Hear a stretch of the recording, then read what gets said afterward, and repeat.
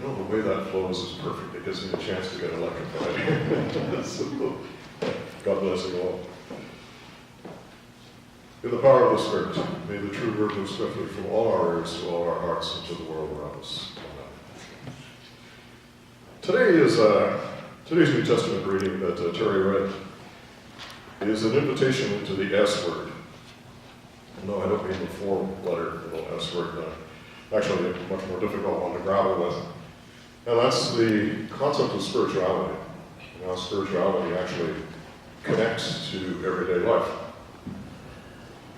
And while we as a churchgoer might imagine that this struggle to live a life in faith and meaning is somehow particular to us as practicing Christians, doing our best to understand and to reflect Jesus' ministry, we might do well to kind of hold the phone on that thought for a minute as it relates to non-church folk around us, or folks that are relatively new to the church. For some, spirituality takes the form of sort of dabbling in New Age ideas, or even paganism. But for others, it's a return to the mystic and liturgical traditions of the past. For others, it's a return to nature. You can, in the beauty of nature, you can get a sense of the presence of God. All around us, we know that folks struggle with finding meaning in their lives. And it's probably true of every one of us, that we've had a time or a place or an episode where we want to connect what we're feeling and how we're living to Scripture and ultimately to Jesus' ministry. I don't know about you, but I often hear it in sort of different ways. My own sister, in conversation, said to me once, "I'm spiritual, but I'm not religious." And while we might be pretty quick to dismiss that as kind of a cop-out for not attending church on a Sunday morning, I think we do well to kind of hold back on that a little bit. Because there are a variety of ways for the church and the non-church to basically try and say that I know there's something more. And I know that that something more connects to the way I live in day to day. So we shouldn't dismiss the intensity or the authenticity of the language of the church or the unchurched in terms of what spirituality means. We need to be listening. And before we sort of move into a situation or think for a moment that this isn't important, we're all aware of individuals who, for example, have everything in the way of notoriety and celebrity and money and material goods, but who are desperately unhappy. Desperately unhappy. Because in the absence of that sense of purpose in life, the unhappiness can become all-consuming. As an example, the complexity and the brilliance of Robin Williams. You know, did Robin Williams lack for anything in terms of celebrity or material goods? No. But something in his life, deeply unhappy, led him to take his own life. So people struggle. And it's true that very few celebrity suicides happen among people who are financially or in any way materially destitute. So what's the connection between being attentive to spiritual matters and finding meaning in the conduct of daily life? Whether that life is lived in the midst of a Christian community like ours or not. As perhaps the best known and most insightful interpreter of Jesus' ministry, Paul picks us up today and takes us into this question and begins with, okay folks, this is a big, big issue, but I don't want you to be misinformed. What I'd like to do is to write you, as he did, a letter to the people of Cards, to the church of Cards, and say, okay, here's a few ground rules. Here's a few things that you need to hang on to. A couple of pivots around which you should revolve in this question. It's clear that for the church, perhaps in Corinth, and maybe even for us today, grappling with this notion of spirituality and how it connects to the here and now is not an easy thing to do. And we don't know whether Paul was invited to write this letter because there was a problem, or whether it was something that he just understood the community needed to hear. But it's true today that if we're confined to imagine the Holy Spirit as some kind of likable version of Casper the Friendly Ghost, then we're going to be equally condemned to deal with this aspect of spirituality in some kind of nebulous, kind kind of airy-fairy, far-off way.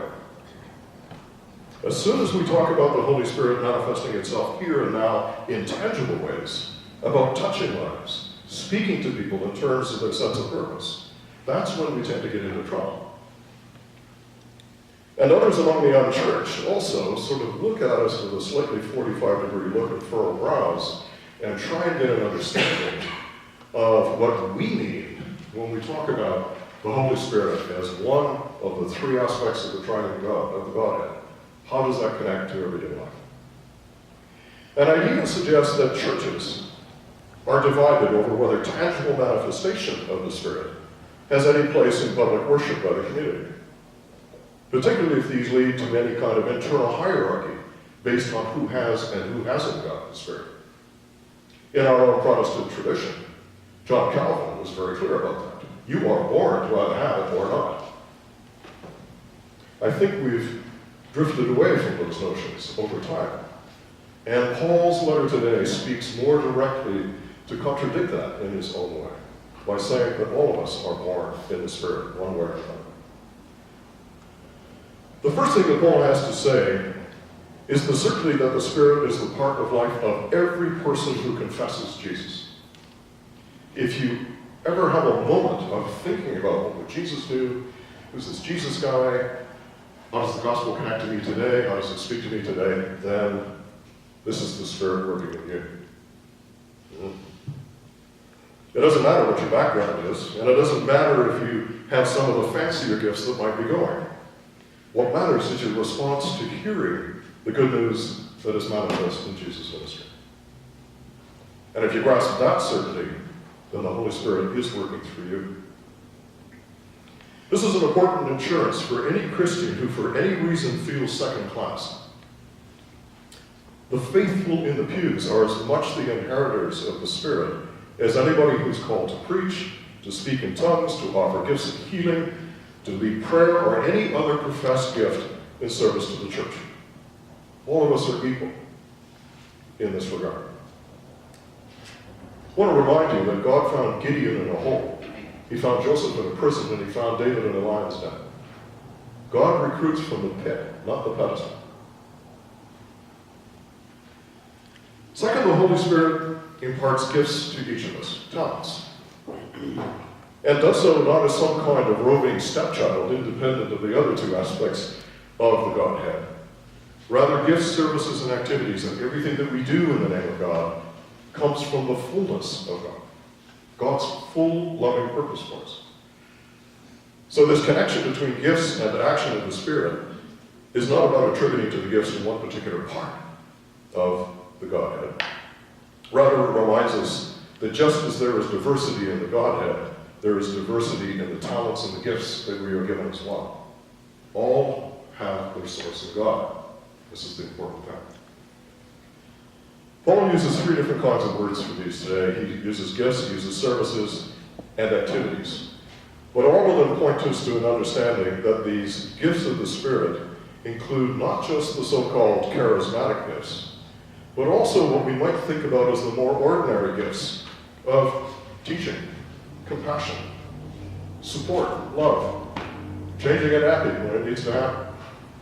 All of the things that are done in love are included as these gifts, gifts of devotion, gifts of care. These, along with the other spiritual gifts of prayer and evangelism, blessing and worship, are likewise the practical gifts of the Spirit. They underpin the church and its work in the world. Lastly, Paul points out that professing Jesus as Lord is not the end point of the Spirit working in our lives. It's not the end goal. The Spirit gifts each and every one of us not for individual recognition and glory, but for the common good. This is the highest goal. The lowest denominator, the common good.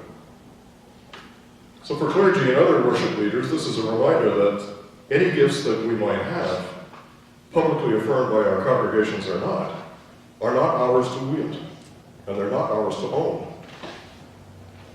Rather, they've been given to the undeserving, and they exist solely for the benefit of the broader community of faith, both those inside the walls and outside. All Christians have been given gifts, you and me. In this room, mostly you. Mostly your gifts. And that means that all of us are called to identify those gifts and to use them to the best of our ability. The tough corollary to this that comes along with that gifting of God and expectation for you to mobilize that gift to the common good is that to intentionally withhold those gifts is to actually deny the goodness of God in a way, which is something that one wants to consider carefully. The Holy Spirit has given all of us gifts. Yeah, all of us. And our happy job together is to explore what those gifts might be and how you can use them for the common good.